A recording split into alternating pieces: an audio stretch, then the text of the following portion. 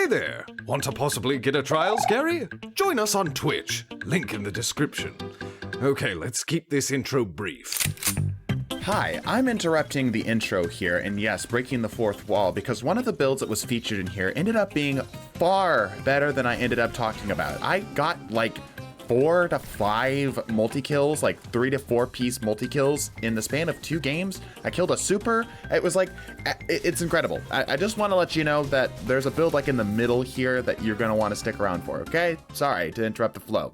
Let's get back here. This season is the season to use a solar weapon, as our artifact mods hands us more deliciously fiery combos than a McDonald's value meal at the gates of hell. And personally, I find nothing more enjoyable than watching a soon-to-be ignited target look me in the eye as their single brain cell bounces around in their skull like a DVD screensaver processing their impending doom.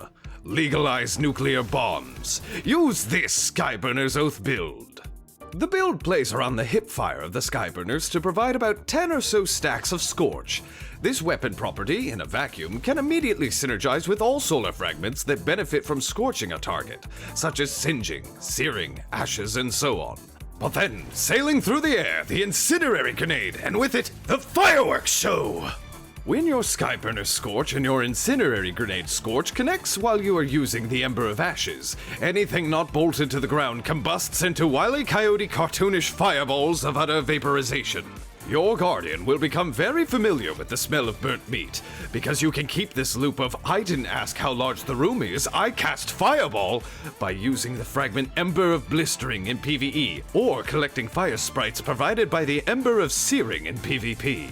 This combo will work on any class, but we decided to reenact the Cold War's arms race tensions by strapping twice the amount of city levelers onto our body with Armamentarium on the Solar Titan. Titans also have a handy access to faster ability regeneration on ability kills with Sol Invictus. For your final fragments, use Char and Eruption.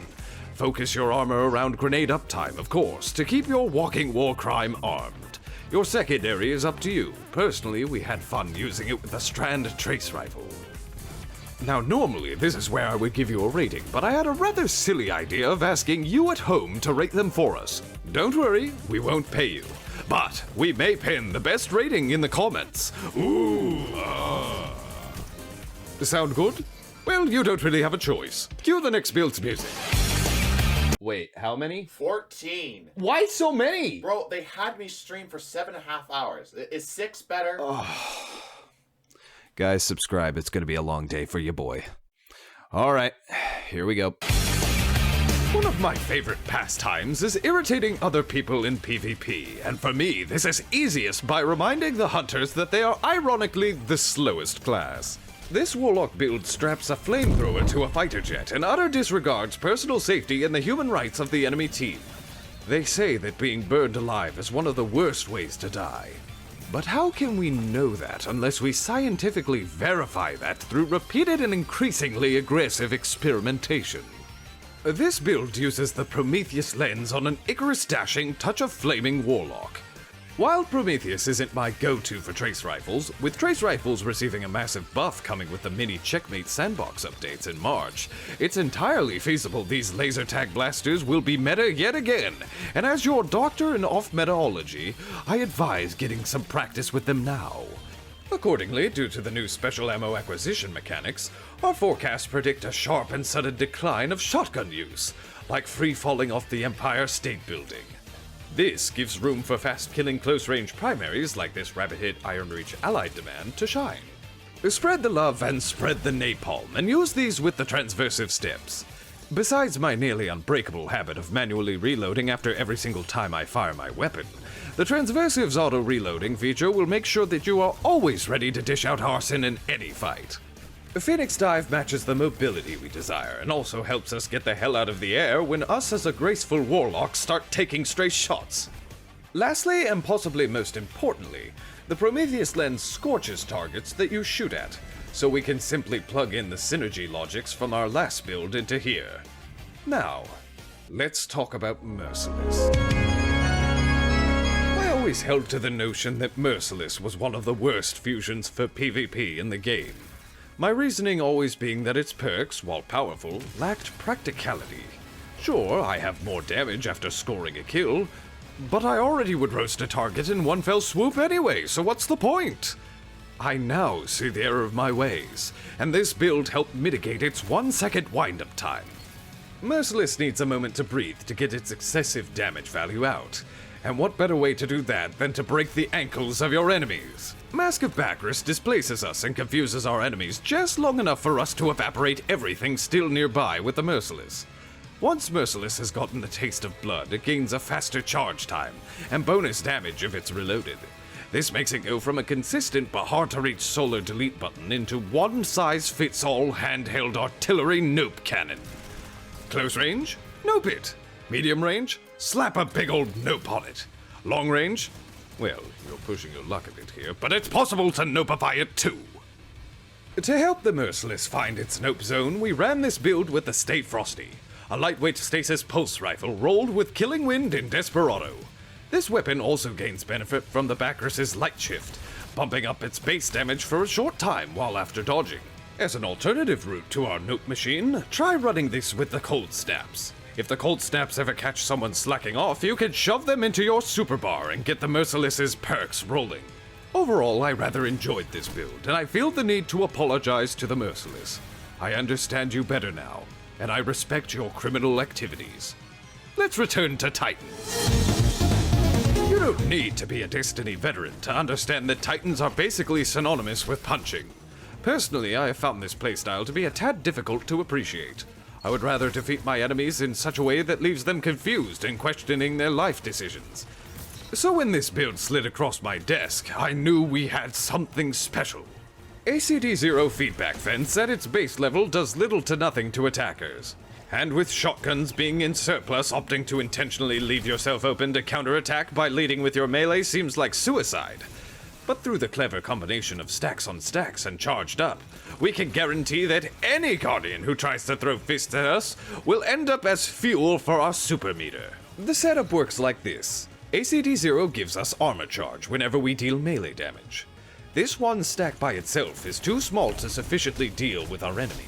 But because the stacks on stacks mod grants us an additional armor charge per pickup, this bumps the ACD-0's rewards to 2 stacks, and thus a certifiably guaranteed kill on the idiot who thought he could outpunch a Striker Titan!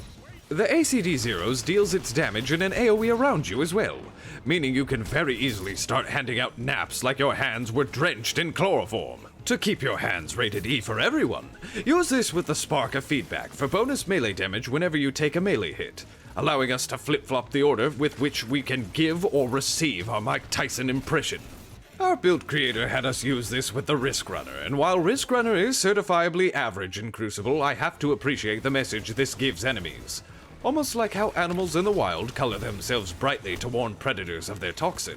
The Risk Runner tells your enemies that if they thought about punishing you up close, then the joke's on them because you're into that shit.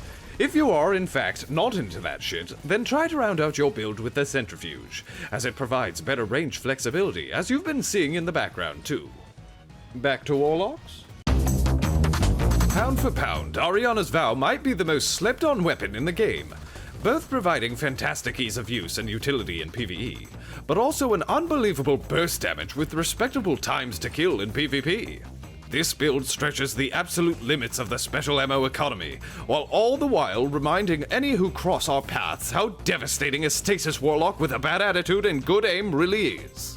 As described by the build creator, this build is the point-and-click adventure of PvP, making thorough abuse of the generous instant freezing, fair and balanced Penumbral Blast melee. In fact, we think these melees are so fair and balanced, we felt the need to run 2 of them with the Claws of Diorama Kara. But why not Osiomancy gloves? Aren't Cold Snaps simply better than the melees? Cold Snaps do lower the required IQ needed to secure freezes, but they also give opponents an opportunity to evade them, whereas the melees, while being harder to land, are more likely to reward mastery over your art of cold oppression. I also can look into my crystal ball and predict a nerf coming to Osiomancy with the new Sandbox, but take that with a grain of salt. To complement our range, we ran our sidearm from the previous build. Again, I cannot stress how powerful this could be with the new Sandbox changes. Ariana's is unbelievably efficient at dispensing excessive damage while starting with 4 shots. Even on a massive map such as Widow's Court, the pairing of these 2 weapons with our Freeze Blast I Win button kept us a constant high-value threat to any enemy nearby. Unfortunately, no one suspects the Big Iron to be on the hip of a warlock. Alright, last build for the day, and we are back to Hunters. Athros' Embrace is funny. Divinity in PvP is funny. Together, they are a riot. While it seems incredibly counterintuitive, the Divinity is a perfectly serviceable weapon inside of PvP. While I am not certain, I suspect because it damages both the shields and the health of the targets it latches onto, the flinch it dishes is far higher than any other rapid-fire weapon in the game. If you aren't certain, give that one friend who always gets stuck running div in your raid some therapy, and ask them to blast you with it while you are trying to aim at their head. Anyway, Athros' Embrace requires us to land precision hits in order to trigger its perk. Now if we were some kind of sane person, we would just use a sane person's weapon to trigger this perk. But instead, we decided we wanted a heaping dose of instant deleting, heat-seeking, aim-botting chunklers to be always ready to go with Divinity. The core loop is to sauce up the enemy with Divinity until the cage appears around the target. Your natural reflexes will be slow enough that you will deal a few shots of damage onto the asteroid-sized hitbox, thus readying your one-shot heavy knife. From here, you can either decide to try to land your knife on the target directly, or to let Jesus take the wheel and ricochet it off the wall nearest your victim. Of course, this is all tied together with Knock 'em Down and Ember of Torches to refund your knives on knife kills. But if you ever find yourself light a knife, we pair this with the fast-drawing bow to potentially exploit the unmissable hitbox. Such fun builds. Let me know your ratings below for a chance at getting pinned, and if you are interested in scrubbing through the 7.5-hour-long stream where we played 22 more builds than these, I will leave that link in the description too. Subscribe, bless your faces, and deuces.